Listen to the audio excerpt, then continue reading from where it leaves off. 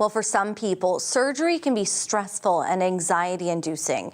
It can cause many sleepless nights and make pain the patients are experiencing even worse. One University of Manitoba clinical psychologist is hoping to change that. She wanted to figure out a way to help patients' mental health both before and after an operation.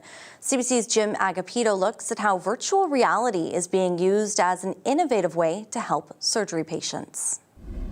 First, we're going to apply the headset and make sure it's comfortable. My name is Dr. Renee Gabalawi. I'm an associate professor at the University of Manitoba. I am cross-appointed in the departments of clinical health psychology and anesthesiology, perioperative and pain medicine. We had taken that original prototype that you had seen and we developed it further to allow for being wheeled into the OR. My clinical practice is focused on medical trauma and adverse health events, and I saw a lot of patients coming in that were really highly anxious, and I started doing a lot of research in the area, and some of my own research has shown a really strong relationship between anxiety before surgery and complications after surgery, increased rates of rehospitalization, length of stay, quality of life, things that really matter to both patients and the system as a whole. I played around with it a lot. Thank you.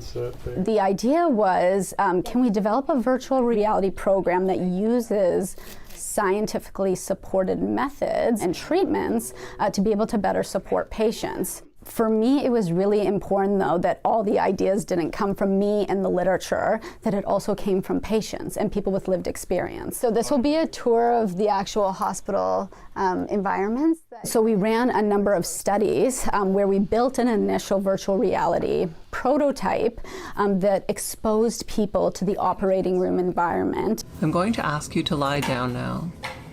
Just put your head on the pillow and relax into the bed.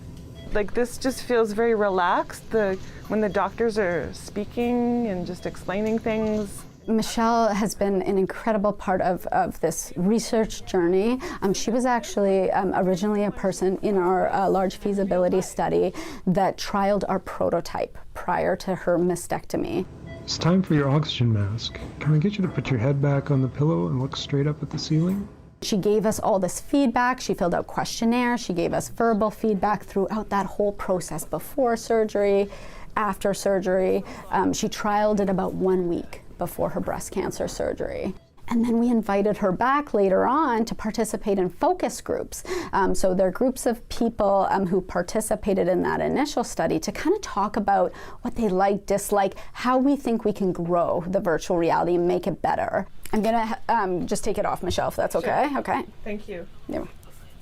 That was really powerful. It felt very real. Like, having gone through surgery and seeing the operating room and meeting the doctors and seeing the equipment, this was very helpful because it was what I experienced in real life. I did a lot of my training in the US and I had some exposure there and some, I actually was inspired through the military virtual reality in terms of deployment. That's where that was a real inspiration for me, is that they're preparing military personnel for deployment using virtual reality, right?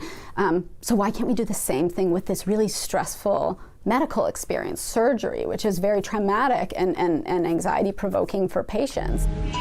I'll let your medical team know that you're awake. What we really see in our system is there is a great need for mental health support.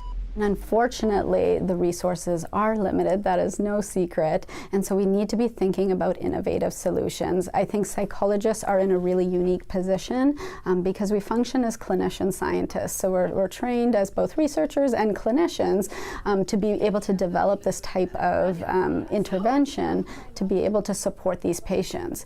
And I really have a lot of interest in sort of stepped care models. I see the value that, yes, you might need a psychologist for more severe issues, more complex issues. But if we can provide large support to a large number of people, then we can reserve our time and be able to really treat the people who need it the most. The anxiety is high, like for anybody going through some medical procedures. And so if there's any way to just help yourself to breathe through it and realize that this is okay, we're gonna be okay. It is, I don't know, I can't put it into words really, the feeling that's there. It's relief.